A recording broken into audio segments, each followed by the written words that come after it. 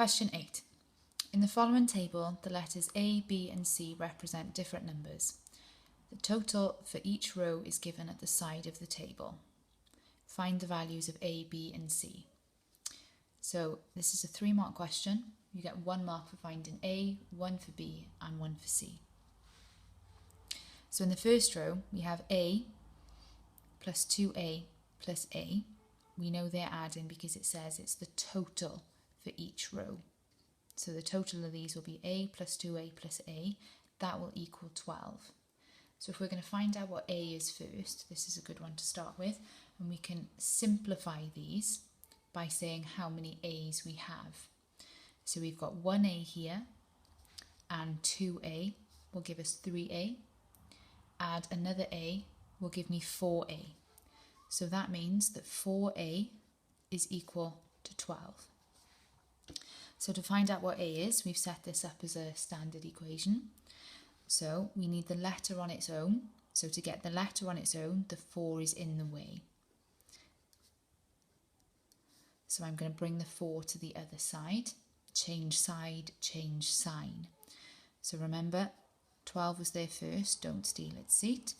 When I bring the 4 over, this 4 is timesing the A here. So when I bring it to the other side, it's going to do the opposite thing. So opposite of timesing is dividing. So I'm going to be doing 12 divided by 4. So I can now work out what A is. A, 12 divided by 4, is 3. The next line. So we've got A's and B's here. So again, I'm going to simplify this. So I've got A, add B, add B. How many B's do I have in total? Well, that's 2 B's there.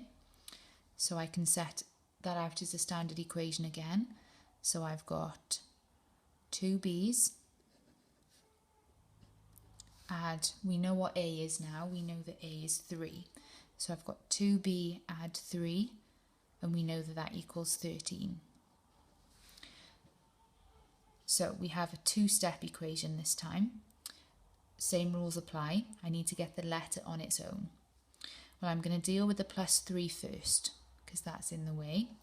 So I bring the 2B down here. Can't touch that yet. We're dealing with the plus 3. That's easier to move first of all. Remember to bring the 13 down. It was there first. Don't steal its seat.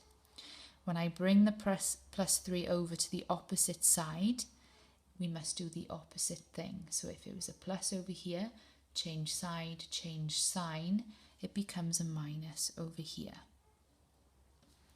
That becomes nice and easy to deal with now. 2B, 13 take away 3 is 10. I still don't have the letter on its own to find out what it is yet, so I need to get rid of this 2. Bring the 10 down, don't steal its seat, it was there first. So when I bring this 2 over to the opposite side, I'm changing side, changing sign. It's a times by 2 over here, so over this side it's going to be a divide by 2. So B is 10 divided by 2, B must be 5. Now I need to look at C, and that's here in the 3rd row. So I've got A add B add C equals 6. So if I substitute what I do know now, I've got A is 3, add B, which is 5, add C equals 6. So now we can say 3 add 5 is 8, add what?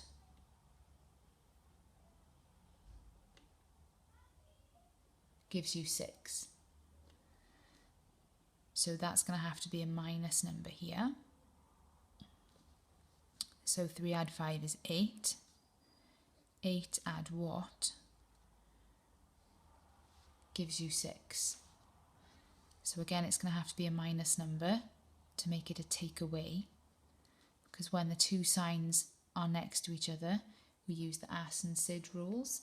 Add same signs, subtract if different. So then they are different signs, so it would become a subtract. 8 subtract what equals 6. that would be 2. So here I would have 8 plus minus 2 equals 6. So C must equal minus 2.